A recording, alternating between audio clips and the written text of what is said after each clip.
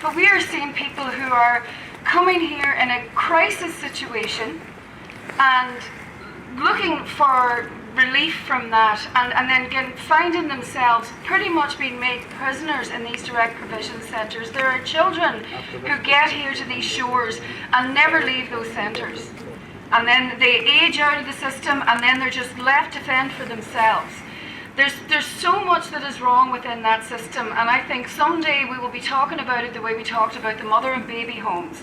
We see them living in terrible conditions with everything from cockroaches to damp and mold and terrible food that they have no choice over. They've no facilities to look after their families, to feed their children, to help get them to school, and they are doing these things. Like, these are people who come and they do become part of the communities, and yet they are still stuck in these systems for decades.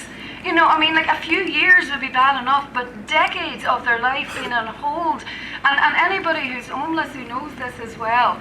It's a really terrible situation that does not get highlighted enough, let alone, and I wouldn't have the numbers off the top of my head now, but we know that there are people making millions off of these direct provision centres, and then when they go into places and take over hotels, we're seeing the likes of the far right coming along and burning the places down. This is what these people are facing day to day. And it really is just, it's one of the worst things that is happening in the country, along with the housing crisis, the inequality, and our lack of action when it comes to climate as well. There are so many issues, but direct provision is one that I said I would speak for them here today, because there's nobody really speaking out for them as well. They're the hidden crisis in the country, and we saw how COVID swept through all the centres and nobody cared. And they're just being left behind and left in limbo for decades, and it's so cruel, considering especially so many of them are fleeing such terrible situations. And I think we need to highlight that more, and it is a part of this housing crisis, because everything comes back to the very same thing. It is the greed and corruption at the heart of this government, and it has been forever. We have never seen a government that did anything other than work in its own favour and in the favour of those who are already wealthy and powerful.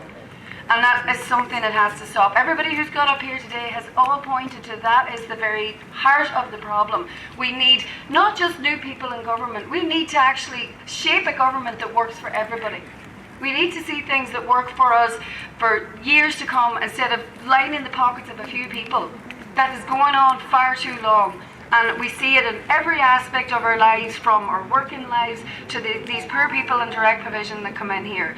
And I will speak a little bit to as well, the Mica crisis in Donegal has just, and as being from there, and unfortunately my own family, my own parents' house has this in it, and it breaks my heart in their twilight years that they work so hard, and to leave us something, and it's worth nothing.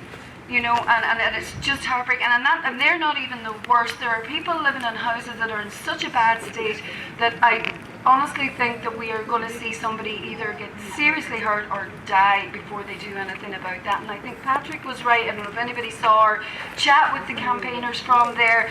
This should have been declared a national emergency. It absolutely should be. And it's not just Donegal, but it is all of the crisis when it comes to housing is really a national emergency. One person on the street in a tent is too many. So I'm, again, everybody who's here, thank you so much for coming. Let's keep this going.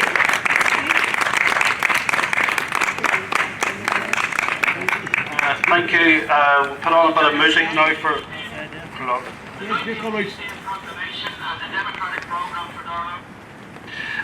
We'll put on a bit of music in a minute, but I spoke about the Mica crisis earlier.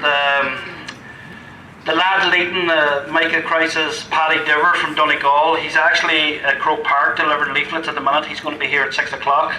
Paddy spoke on an online event by us last week, and we're talking about the housing crisis. There's over 5,000 homes affected by Mica, and I think 4,000 of those are in Donegal. Imagine if they were all left homeless. The crisis in Donegal would be worse than the whole country. So that's why we said on our online event to call a national emergency, Their homes are crumbling around them. And I just want to put a quote that Pat Kenny said. I mean, when I don't know what you think of Pat Kenny, but I know what I think of him. He said to Darrell O'Brien, the housing minister, a couple of weeks ago, why should the taxpayers pay for the Mica scandal homes for the big houses? And he wouldn't let me on the radio. I pointed out was, Pat Kenny, who paid for your big house? It was the taxpayer. Who's paying for your pension? Is the taxpayer. The people that built these homes, whether they're big or small, whatever, these people, we had an 81-year-old woman, and her husband worked hard all their life paying their taxes. That's what paid their house.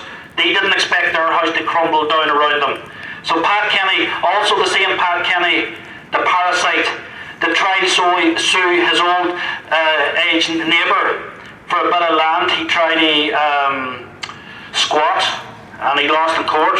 Who paid for that? The taxpayer. So everybody, every Wednesday, what the Mica crowd are looking for, every Wednesday, if anybody's on Twitter, they tweet 100% redress on Twitter every Wednesday. So that's it. Trevor, do you want to put on a bit of music there, and then are you good at singing?